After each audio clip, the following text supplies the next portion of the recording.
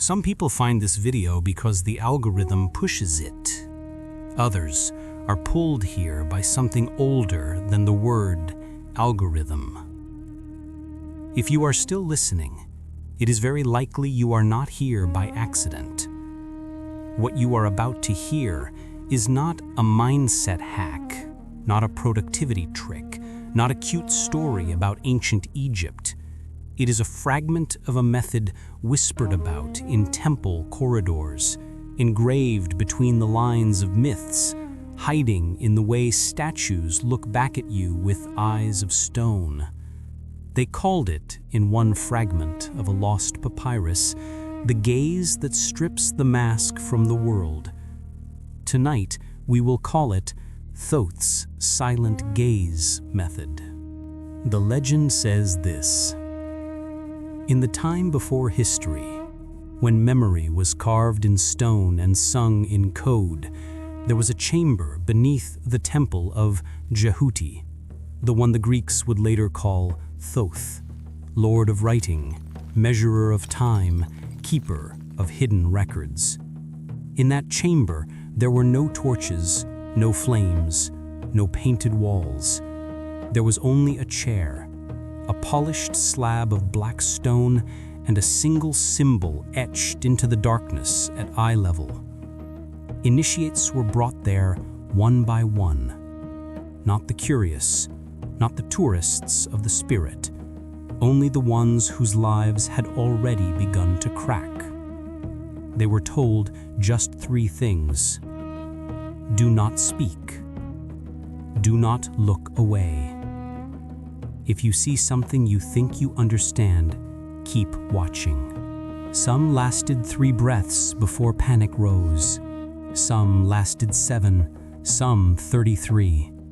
But the ones who stayed long enough spoke afterwards in strange metaphors, that the walls had melted, that their own stories had turned transparent, that they could see the lies they had been telling themselves like threads of smoke hanging in the air. The priests gave this experience a name that cannot be translated perfectly. It meant something like seeing through the costume of reality.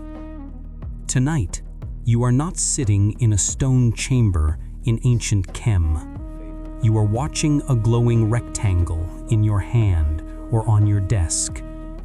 But the field is the same. The nervous system is the same. The ancient codes of attention and vibration are the same. In this script, you will not only hear the myth, you will be invited to do the thing the myth points to. You will learn a gaze that is not about staring harder, but about softening so deeply that illusion has nowhere left to hide. We will move through the origin of Thoth's silent gaze, the vibrational mechanics beneath it, the mental traps that can distort it, and finally, a way to carry this gaze into your daily life so that you don't just have a spiritual experience, you change the way reality presents itself to you. At times, this will feel comforting, like someone finally turning on a gentle light in a room you've been stumbling through for years. At other times, it may feel harsh, because seeing clearly often means admitting where you have been lying to yourself. This is not for everyone. It was never meant to be. But if some quiet part of you has been whispering, there has to be more than this. If you are tired of your own illusions, tired of repeating the same loops in different costumes, then Thoth's silent gaze is one of those ancient technologies that can shift your field in a single sincere attempt. Just once, done with your whole being, is enough to mark you. As you listen, you will be guided into a small, very precise practice. Closing your eyes, softening your stare, breathing in a specific rhythm, and then opening an inner eye that is less about seeing images and more about sensing what is true and what is costume. You may feel tingling at the center of your forehead. You may feel old memories surfacing. You may feel nothing. Until later, you notice that the people, stories, and habits that once hypnotized you no longer hook you so deeply. If that begins to happen, you will know the gaze has already started its work. And when you feel that shift, I want you to mark the moment. Come back to the comments and write a simple confirmation. The silent gaze has awakened in me. The journey has begun. I see through more than I did before. Not as a performance, but as a way of anchoring this in the shared field we are weaving together. Because this is not just content. This is a ritual done in the language of pixels and sound. Let us enter the chamber together. The silent eye of Thoth. This is the ancient attention field, said to strip away illusions, not by force, but by holding such stillness that anything false begins to tremble and fall apart. It's hard to believe, at first, that something as simple as the way you look at reality could rearrange the way reality appears to you. We grow up thinking that our eyes are cameras and the world is a movie. Light comes in, the brain processes it, and that's that. But the ancient magicians in Egypt, in India, in Tibet did not treat the eyes as passive windows. They treated gaze as a beam, a living vibration, a current of attention that shapes whatever it touches. If you've ever felt someone staring at you from across a room and turned to find their eyes already on you, you already know this. Gaze is not neutral. Thoth's silent eye takes that everyday mystery and refines it into a surgical tool. Imagine your attention as a flashlight. Most of the time, it is jittery, shaking across surfaces. Phone, notification, thought, memory, fear, fantasy. The beam never settles. Reality seems fragmented, chaotic. You see pieces, never the pattern. The silent eye is what happens when that flashlight stops shaking and becomes a laser. The legend says Thoth himself did not invent the method. He remembered it from a time before human history, from a civilization that used attention the way we use electricity. He then encoded it in myths, in poses of statues, in the way scribes were trained to copy glyphs, letter by letter, breath by breath. This is why statues of Egyptian deities often have that strange, unblinking calm. They are not looking at anything. They are holding the field. Their eyes are carved in a way that suggests a gaze that is both inward and outward at once. You are going to learn a human version of that. Before we touch practice, feel into this. There is a part of you that has never blinked. It was there when you were 5, watching dust float in a beam of sunlight. It was there when you first felt your heart break and noticed, underneath the pain, a presence simply aware of it all. It is there even now, listening to these words. That presence is what the ancient texts called the eye behind the eyes. Thoth's silent gaze method is not about creating that eye. It is about removing the noise that covers it. Modern neuroscience gives us another metaphor. When you hold your gaze gently on one point, without strain, the brain begins to shift gears. The default mode network, the part of the brain busy narrating your life, judging, predicting, begins to quiet. brain waves can soften into alpha and theta, the same states linked to deep creativity and hypnosis. The ancients didn't have EEG machines. They had experience. They discovered that when the outer eyes held a certain quality of stillness, the inner perception opened like a door. In India, this became Tritaka, candle gazing, to awaken intuition. In Tibet, it became sky gazing, resting your eyes on the endless blue to glimpse the nature of mind. In Egypt, under Thoth's name, it took the form of the silent eye, gazing not at a candle or the sky, but at the vibration of truth itself. Here is how the priests prepared an initiate for the first time. They would ask 3 questions. Are you willing to see where you have lied to yourself? Are you willing to feel what you have been running from? Are you willing to not use what you see to feel superior to others? Because the danger of any true seeing is arrogance. One initiate wrote in a margin note found thousands of years later, his hand still steady after the experience. The first thing I saw was not the illusion of the world, but the illusion of my own importance. The silent eye doesn't just show you the lies in external systems, religions, politics, or other people. It shines first on your own masks, the spiritual persona, the martyr, the victim, the one who was always right. If you are truly ready, that prospect should both excite and unsettle you. Good. That tension is the doorway. In a moment, in a later section, you will be guided through the exact method: how to sit, how to breathe, what to look at, how long to hold it. For now, let your system understand the spirit of the practice. This is not about forcing visions.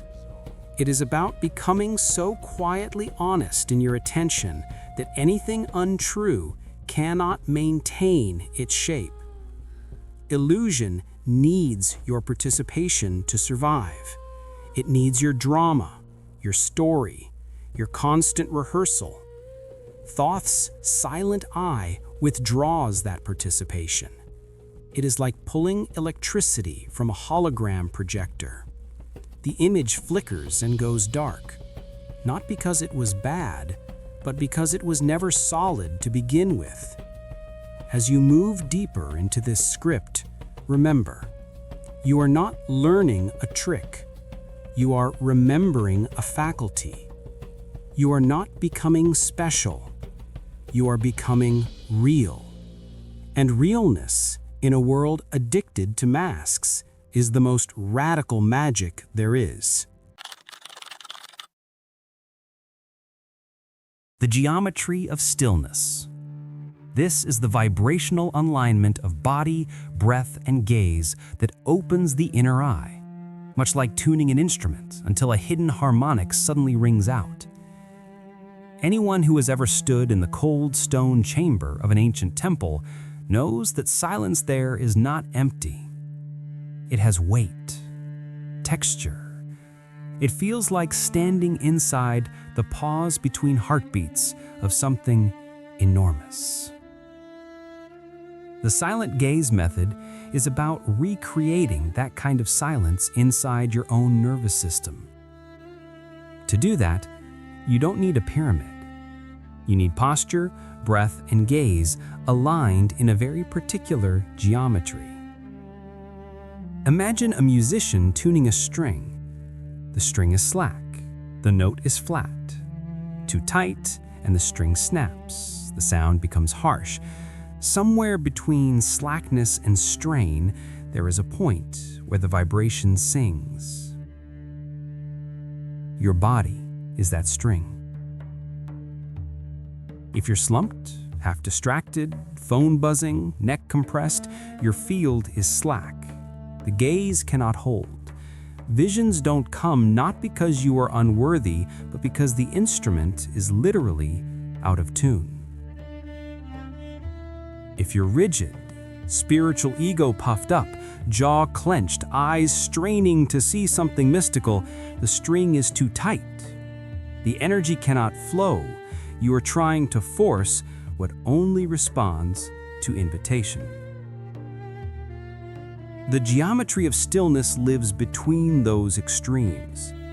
Here is the core of Thoth's positioning, passed down in different forms through yoga asana, Zen sitting, and tantric meditation, yet wearing his particular signature of precision. Sit on a chair or cushion, spine tall but not stiff. Imagine a golden thread lifting the crown of your head gently upward. Tilt your chin down just a fraction, as if bowing slightly to something sacred. Let your shoulders melt down and back, making space for breath. Now, picture your spine as the central pillar of a temple. Every vertebrae a carved stone. At the base, your tailbone rooted into the earth. At the top, the crown of your head touching a silent sky. This verticality isn't aesthetic, it's vibrational. Modern science would say you're aligning the central nervous system so signals can travel cleanly. Yogis would say you're opening the main energy channel, the Sushumna Nadi. Egyptian priests might have spoken of the Jed, the spine of Osiris, symbol of stability and awakened life force. Different languages for the same geometry. Now, the breath. The silent gaze breath is deceptively simple. It is not about pushing pranayama to extremes. It is about establishing a rhythm, a pendulum strong enough to hold your awareness when the mind starts whispering, "This is pointless, nothing's happening, check your phone." If you are willing, try it now as you listen. Gently inhale through the nose for a slow count of 4. Hold the breath softly for a count of 4. Exhale through the nose for a count of 6. Pause at the bottom, lungs empty, for a count of 2. 4, 4, 6, 2. This pattern invites the nervous system toward calm alertness. The longer exhale signals safety. The brief pauses at top and bottom create a sense of standing at the edge of something, a threshold. Repeat this for 7 cycles. 7, the number of visible planets to the ancients. 7, the number of primary chakras in Indian systems. 7, the number of times, according to one Egyptian tale, that Thoth walked around the sun to understand its hidden music. As you breathe, imagine that with each exhale, you are emptying out, not just air, but tension. Old stories, the urge to perform, the need to get this right. Let them fall away like dust from old stone. After 7 cycles, do not stop breathing. Let the breath return to a gentle, unforced rhythm. The geometry is established. The string is tuned. Now, the gaze. Here is where most people misunderstand. They think gazing means staring, forcing the eyes to stay open, unblinking, until they water. That is not the silent eye. That is self-punishment. Thoth's gaze is soft. In the temple, initiates were told to rest their eyes on a single point, often a simple symbol etched into stone. For you, it could be a small dot on the wall, the corner of a picture frame, the flame of a candle, if that helps. The object is not magical. It is an anchor. Let your eyes rest there, not drilling into it, just resting. As you do, relax the muscles around your eyes. Let your focus soften just enough that you begin to see not only the object, but also the space around it, the periphery. It is almost like letting your eyes go slightly out of focus, the way you do when you daydream. In that soft focus, something subtle shifts. You are no longer a predator hunting with your eyes. You are a field of awareness in which the object appears. Stay with that for 33 seconds. Not 5, not 15, 33. The number appears in stories about the vertebrae, about the ages of avatars, about degrees of initiation.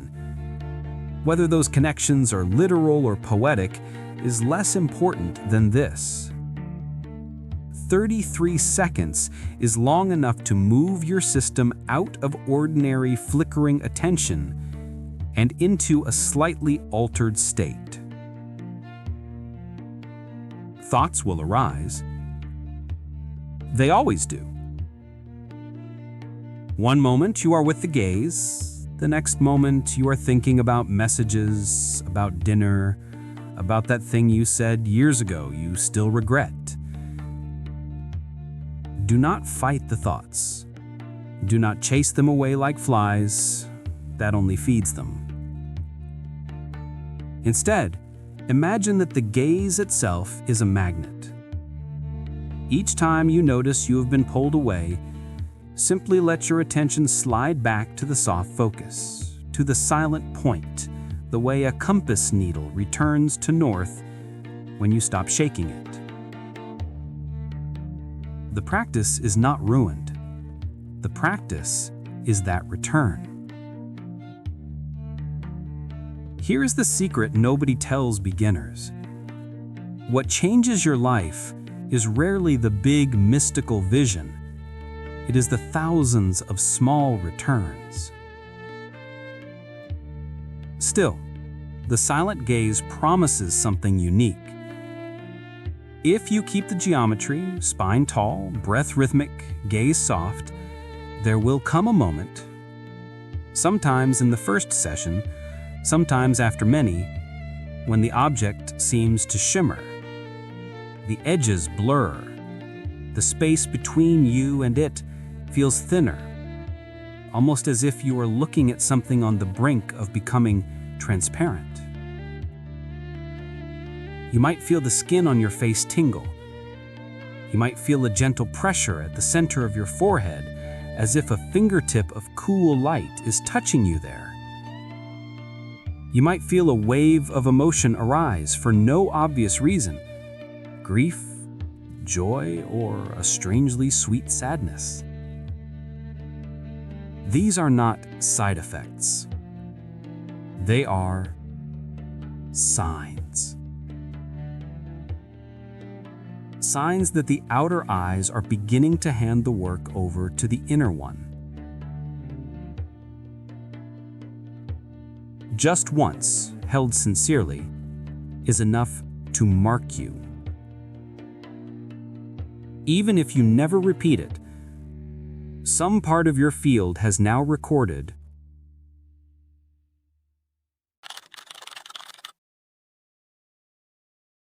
breaking the hologram. This is the unsettling phase where the silent gaze begins to peel back your favorite illusions, not to punish you, but to free the raw power you've been using to maintain them.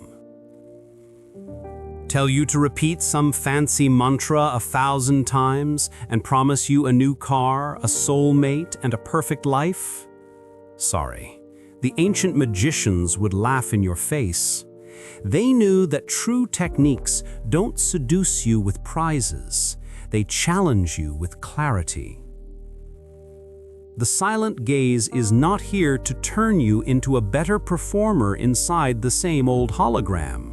It is here to show you that much of what you called reality was a set of agreements, beliefs, and emotional reflexes layered over something much stranger and more beautiful. That sounds inspiring until it begins to happen. Here is how the method evolves. You've learned the geometry, spine aligned, breath rhythmic, gaze soft. You've practiced resting your eyes on a point, feeling the world blur at the edges, sensing that subtle pressure at the third eye, as if something inside is beginning to awake. In this stage, you add one more element: intention. Not wishful thinking, not begging the universe. A clear, simple statement to your own field. Show me what is illusion. You don't have to say it out loud. In fact, it is often more powerful whispered internally, right at the moment your breath settles and your gaze finds that soft lock. You might feel a tiny flutter of fear as you say it. Good. That fear is the guard dog at the gate. Pat it on the head, walk past. As you hold the silent gaze with this intention, something begins to shift, not usually as lightning bolts or booming voices, but as subtle rearrangements. You may suddenly remember an argument that has been replaying in your mind for years and see, with shocking clarity, the one sentence you never admitted you heard, the moment where your pride edited reality to protect itself. You may feel, in the presence of a person or a job or a habit, a quiet sense of, "This has never really felt right," rising louder than your rationalizations. You may notice that a belief you were raised with, about what you deserve, about what is possible, feels less like truth and more like an old coat you simply forgot to take off. This is the hologram flickering. Modern psychology would call it cognitive dissonance easing, neural pathways unwiring. Trauma studies would talk about implicit memory surfacing into explicit awareness. In Tibetan traditions, they might say the winds of karma are shifting. Thoth's priests would say the costume is slipping, do not grab it. Here lies one of the biggest mental traps. When illusions start to crack, the ego often scrambles to rebuild them at a higher, shinier level. You realize a relationship is built on pretending. So instead of sitting with that grief and truth, you slap a spiritual label on it. We are twin flames teaching each other lessons, and stay in the same dynamic, just with more mystical vocabulary. You see that your job is draining your soul, so instead of facing the terror of change, you convince yourself that this is my karmic duty, or this is just the matrix and I must endure. The silent gaze has no patience for spiritual cosplay. When you sit with the method and ask to see through illusion, you are making a vow to yourself: I will not redecorate the prison cell. So how do you keep from falling into that trap? By using the gaze on your own reactions. The next time a painful truth comes up during practice, say the realization that you have been playing small to keep others comfortable, notice what your mind does. Does it immediately plan a grand future where you are suddenly bold and successful?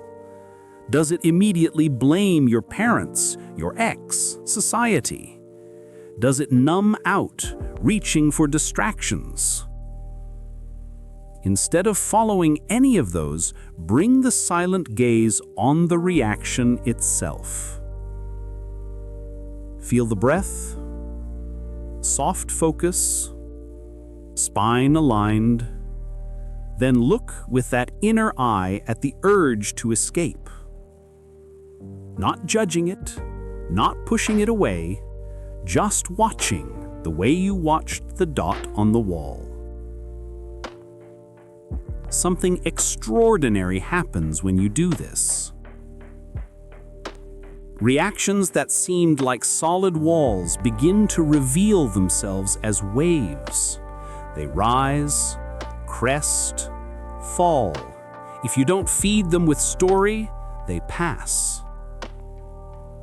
In that gap, a quieter voice can be heard. Sometimes it says nothing at all, only radiates a sense of okayness, even in the face of change. Sometimes it whispers a very specific action. Call this person. Stop saying yes to that. Rest. This is not some cosmic game master sending you commands. It is your own deeper intelligence, no longer drowned by the shouting of the hologram. Of course, there are side effects. When you practice Thoth's silent gaze sincerely, even once, you may find certain conversations feel unbearably fake. You can still engage, but part of you is observing the scripts people play, including your own. Entertainment that once fully swallowed your attention begins to feel thin, two-dimensional. You still enjoy it, but you can't quite forget it's a constructed story. Habits you used to justify as just how I am begin to feel like borrowed clothing.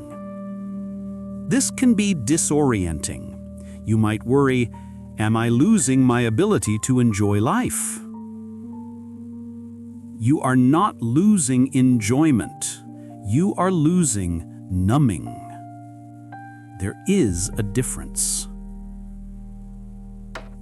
To navigate this, remember a crucial prerequisite the priests insisted on. Do not use the gaze as a weapon.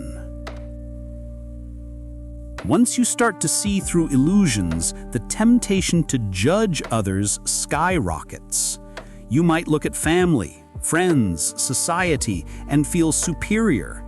They are so asleep. I see through it now.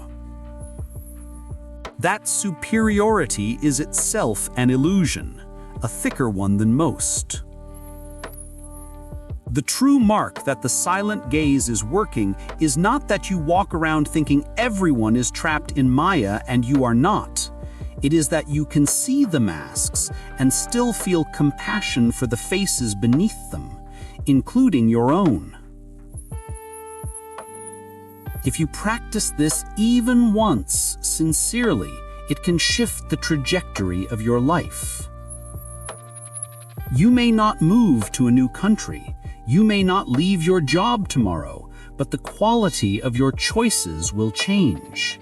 You will be less willing to betray yourself for approval, less able to pretend you don't know what you know.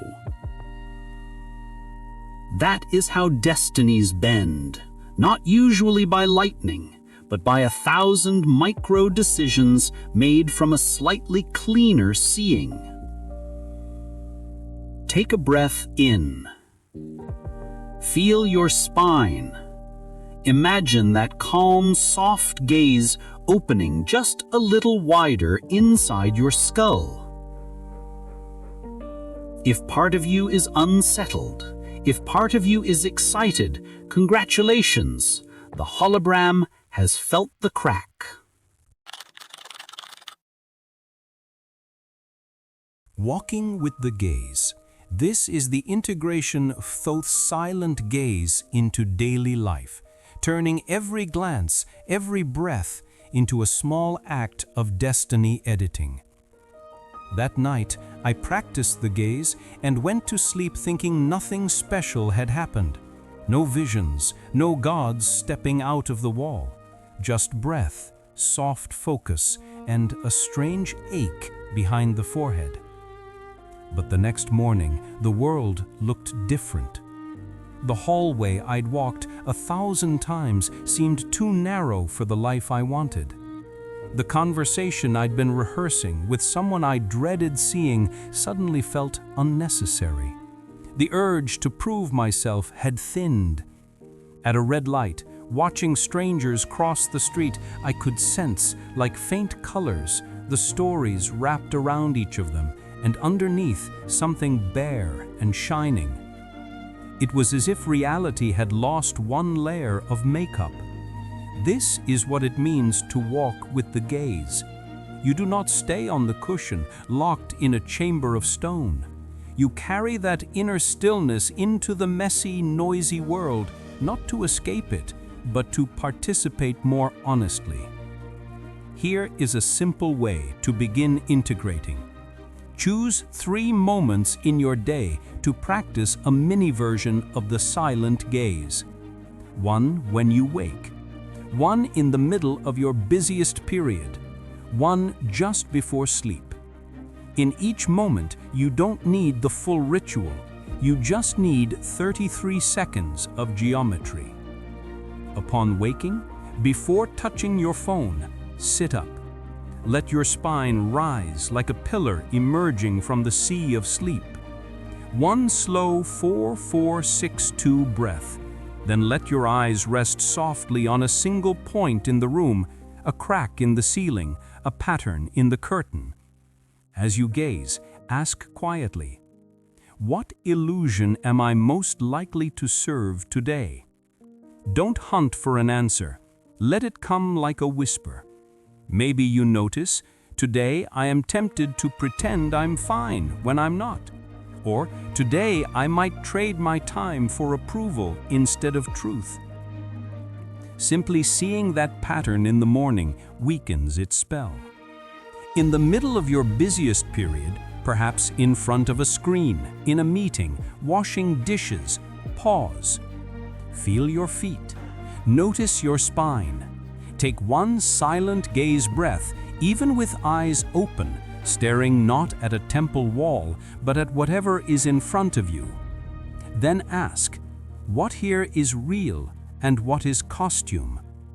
You might feel your shoulders drop as you realize that the tension in the room is mostly performance, or that the fear gripping you is not about the present moment at all, but an old echo.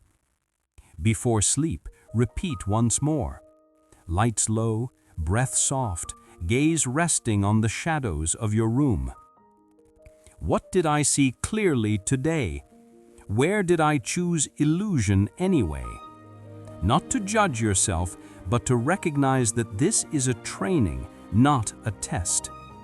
Across cultures, the awakened ones were not the people who never made mistakes. They were the ones who stopped pretending they didn't see them. Over time, these micro-practices weave together. You start to notice in real time when you are about to say yes, but your chest tightens in a quiet no. The gaze pauses you just long enough to choose differently.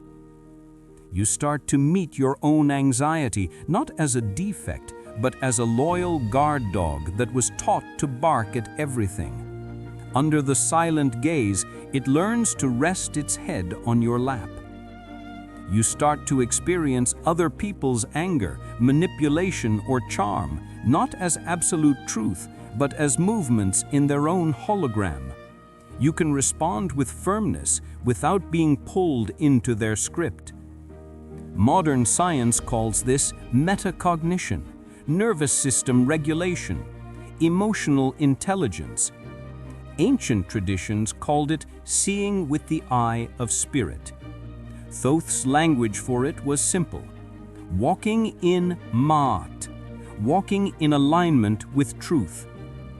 There is one more layer to walking with the gaze, and it involves all of us. You are not practicing in isolation. Right now, as you listen, there are people in different countries, in different time zones, breathing with you. Some will have closed their eyes and felt that same pressure at the third eye. Some will have remembered their own illusions cracking like thin glass. We are scattered, yet connected by this field of attention. In temples, rituals were never purely individual. The power came from coherence, many nervous systems holding similar intentions, similar rhythms, drums, chants, synchronized breath. Today, our drum is the comment section. Our chant is the simple act of naming our experience.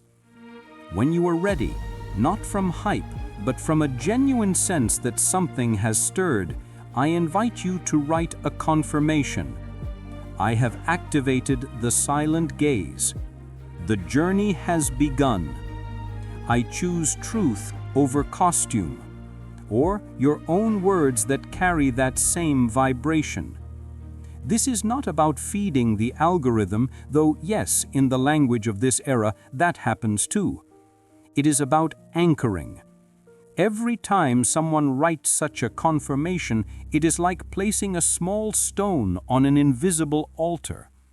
Over time, the altar becomes a mountain, a place in the subtle landscape where others can find strength. Subscribing to this channel, liking, sharing, these are not just digital gestures. If you do them from a place of resonance, they become part of the ritual. You are saying, in the quiet code of this age, I want more spaces where we remember. I want this frequency to stay alive. I support the weaving of this field. The ancient scribes carved their devotion into stone, line by line, word by word, knowing that perhaps only a handful of future eyes would ever see it. You carve yours with taps and clicks. Different tools, same impulse. If you feel called, become part of the circle that keeps this current flowing. Share the video with someone who is ready to see through their own illusions, not to convince them, not to wake them up by force, but to offer a door if their hand is already reaching for it in the dark. Above all, keep practicing. Return to the geometry of stillness whenever you forget. Sit in the silent eye whenever the hologram feels too loud. Let your life become the chamber where truth slowly, kindly undresses itself. Remember this, you do not need to be fearless to see clearly. You only need to be honest. Thoth's silent gaze is not a gift for the chosen few.